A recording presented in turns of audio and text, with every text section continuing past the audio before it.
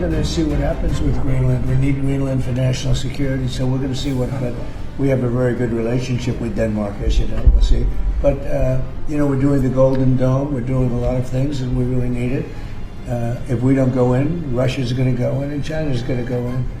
And there's not a thing that Denmark can do about it. Este año 2026 ha empezado convulso, está marcado por conflictos como el de Ucrania o la Franja de Gaza, que ya venían de tiempo atrás, pero también ha estado marcado por esa intensificación en las protestas de Irán y además, en poco más de 15 días, hemos asistido a la incursión de Donald Trump en Venezuela y a su manifiesto posterior de querer tomar Groenlandia. Estados Unidos ha contribuido a aumentar esa tensión en el tablero geopolítico global. En Hoy en el Debate nos preguntamos si Europa está preparada para defender Groenlandia, qué ocurriría en caso de un ataque y si España debe mandar ayuda militar. Soy Iranzu García Vergara, es sábado, es 17 de enero.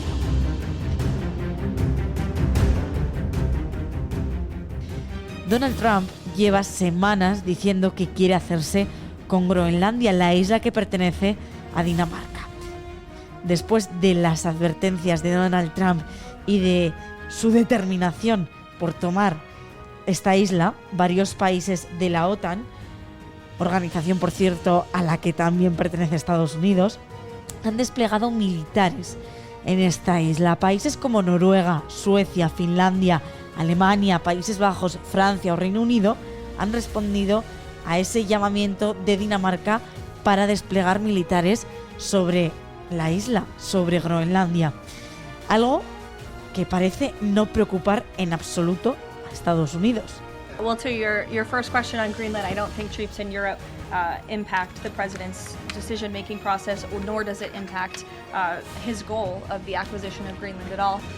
To your second question, I mean, anyone in their right mind with common sense who's speaking honestly and candidly will say that men cannot get pregnant. And I think I can attest to that myself. So thank you all very much. Era la secretaria de prensa de la Casa Blanca, Caroline Leavitt, y ella aseguraba que no afecta en absoluto al objetivo de Donald Trump de hacerse con Groenlandia. Claro, ante todo esto entra en juego otra parte, que es Europa, y Ursula von der Leyen no descarta aplicar el artículo 42.7. Si no has escuchado hablar de este artículo es el artículo de defensa colectiva de los tratados de la Unión Europea. ¿Y qué significa? Pues que establece que todos los Estados miembros tienen la obligación de ayudarse y de darse apoyo militar si alguno de ellos es atacado, como lo sería en este caso, dejando a un lado la OTAN, porque sería la primera vez que un país de la OTAN ataca a otro.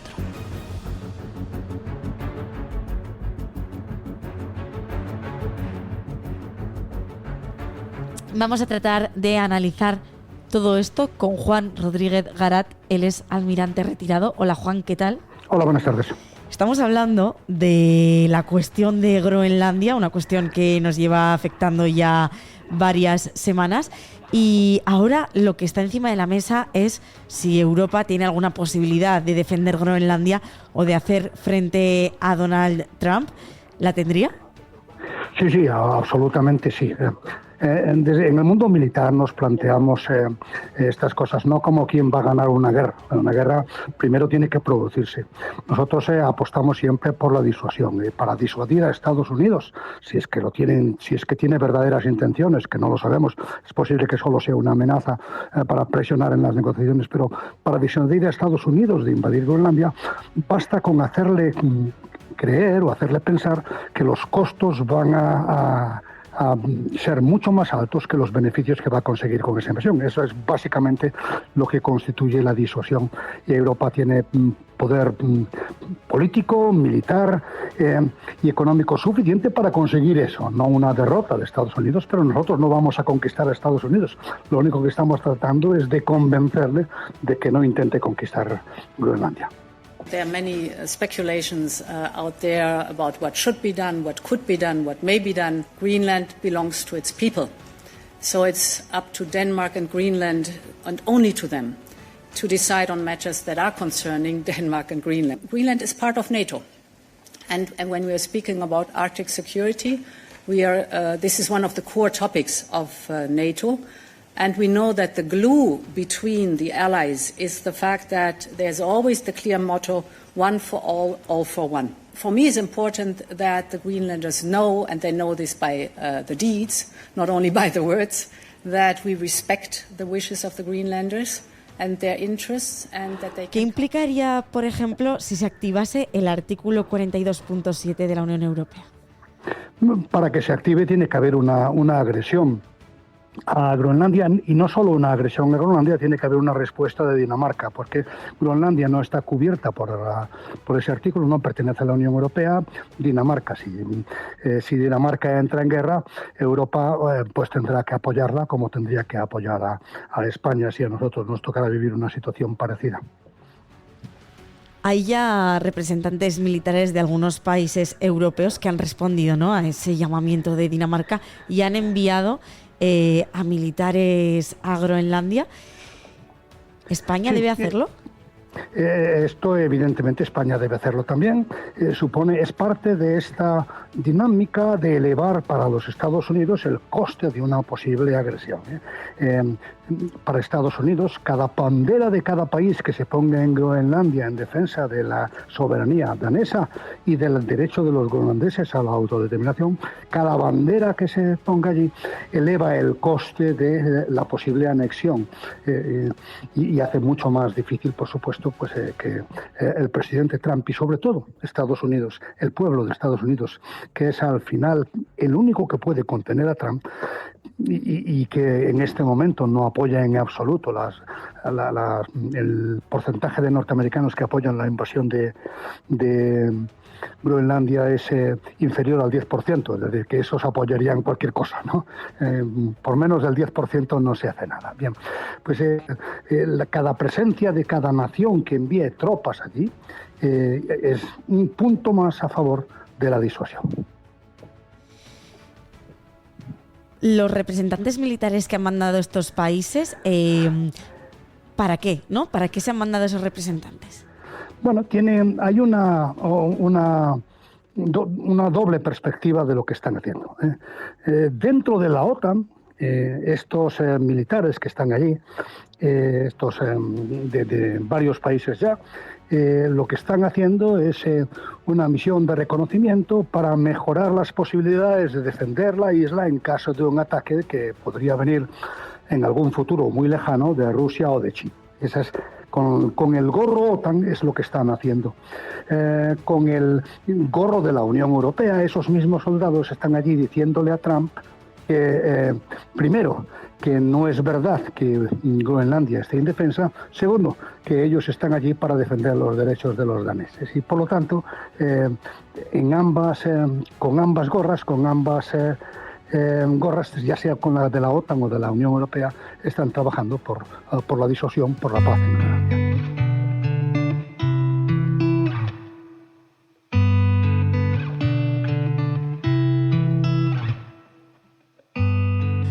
Todo esto está enmarcado dentro de una diplomacia cada vez más difícil, más burda, con un tablero geopolítico cambiante. Luis Rodrigo de Castro es profesor de Derecho Internacional Público y también de Relaciones Internacionales. Hola Luis, ¿qué tal?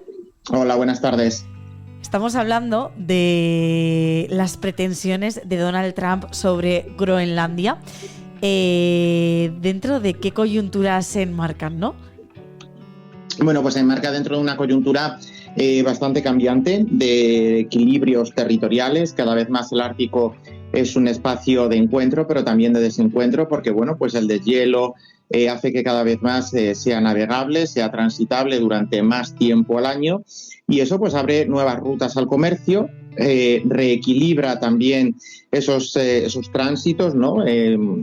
Tenemos ejemplos como el canal de Panamá, el canal de Suez, que son puntos ya intensos de comercio a nivel mundial, pero también no hay que olvidar que Groenlandia tiene muchos recursos naturales-energéticos, y eso pues tampoco pasa, hay que pasarlo por alto, sobre todo en la Casa Blanca pues lo saben y tienen conciencia de ello, pero también el papel de esa triangulación entre Alaska, el sur de Texas y Groenlandia hace que imaginemos un triángulo y a partir de ahí Estados Unidos pues querer armar un poco esa defensa geoestratégica que tiene pensado, ¿no? No es tanto una adquisición territorial simple y llanamente por extensión del territorio estadounidense, sino que va muy ligada a esa nueva reconfiguración de las rutas comerciales, a esa nueva reconfiguración también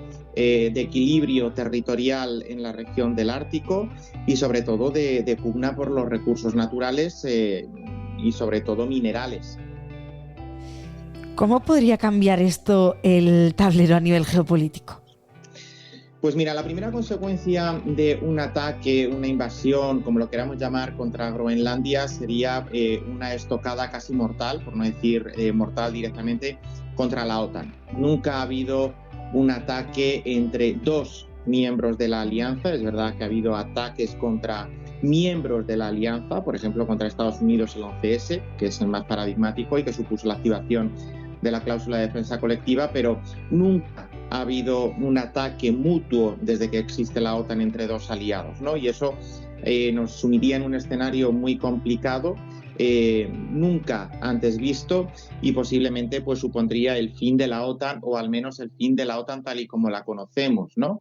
Y también abriría una nueva brecha en la relación transatlántica, por lo menos mientras Donald Trump sigue en la Casa Blanca, por lo menos hasta 2029. Habrá que ver qué pasa después, si al final es J.D. Vance, Marco Rubio o alguien diferente, ya sea del Partido Demócrata o Republicano, pero abriría y distanciaría todavía mucho más Estados Unidos de Europa, de esa relación privilegiada que hemos tenido desde hace bastantes décadas y que ha sido mutuamente beneficiosa para ambos, ¿no? Y yo creo que eso como españoles es lo que más nos tocaría. Evidentemente, luego, pues decía antes, el tema del comercio, de los recursos, el reposicionamiento de China, Rusia a nivel global, pero sobre todo lo que más nos impactaría es eso, la OTAN, porque es el mecanismo defensivo que nosotros nos hemos dado, digo nosotros, incluyéndonos a los españoles a partir de los 80, cuando pasamos de la OTAN no a la OTAN sí,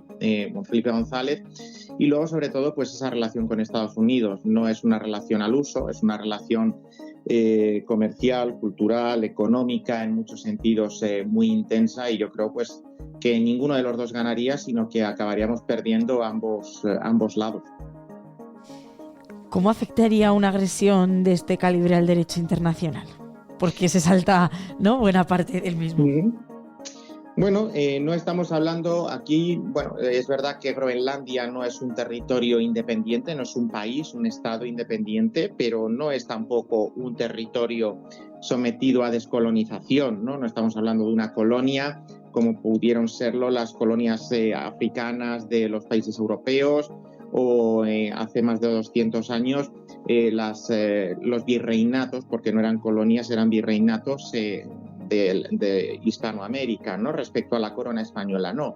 Estamos hablando de un territorio que, si bien pertenece a Dinamarca, es un territorio que tiene consideración de país constituyente, ¿vale? Por utilizar un término que nos pueda sonar familiar, es decir, que es parte integrante del país, tiene representantes en el legislativo danés, y además es un país que, bueno, es un territorio, en el caso de Groenlandia, que por normativa interna tiene un estatuto de autonomía muy avanzado que contempla incluso el derecho de autodeterminación. Por tanto, no hay ningún pueblo sometido a colonización que pueda ser susceptible de descolonizar. Pero es que además el pueblo groenlandés se ha manifestado claramente en elecciones, y hasta a día de hoy, bueno, pues la línea que parecía que, bueno, a la que podíamos llegar en los próximos años, décadas, es a la independencia, a la ruptura con Dinamarca, en lugar de a un reforzamiento de los vínculos con el país, ¿no? Cosa que ahora pues parece estar un poco más sucediendo, ¿no?, que la tendencia contraria. Pero evidentemente no estamos hablando de un territorio a descolonizar, no estamos hablando de un estado en el que se estén vulnerando los derechos humanos, no, estamos hablando de un territorio con los estándares democráticos muy avanzados, con una Carta de Derechos Fundamentales que es respetada y, por tanto, pues no cabría justificar ningún tipo de injerencia externa, sobre todo porque vulneraría el principio de integridad territorial y luego pues también el principio democrático de obligar a unos ciudadanos a ser algo que no quieren ser, dicho por los propios groenlandeses en manifestaciones que se han ido produciendo, pero también por el primer ministro de Groenlandia, ¿no? Yo creo que ahí está muy claro y evidentemente sería una violación total de las normas del derecho internacional que, junto con ese precedente que no se nos tiene que pasar por alto, que es el caso de Ucrania, porque bueno, pues está planteando que las normas que nos hemos dado después de la Segunda Guerra Mundial, basada en el respeto de estas normas internacionalmente aceptadas, pues pueda quebrarse, ¿no? Es decir, entraríamos en un terreno muy peligroso y bueno, pues si estamos hablando de que la integridad territorial de Ucrania no importa, por decirlo de alguna manera, y Rusia puede conquistar territorios de manera por la fuerza, Estados Unidos puede hacer lo mismo con Groenlandia, ¿por qué no China el día de mañana hacer lo mismo con Taiwán o cualquier otro país con cualquier otro territorio porque considere que es vital para su interés, para su seguridad nacional, cosa que bueno, pues es muy loable, pero que difícilmente se puede justificar desde el punto de vista internacional en base a derecho. Gracias por escuchar hoy en el debate. El lunes volvemos con más.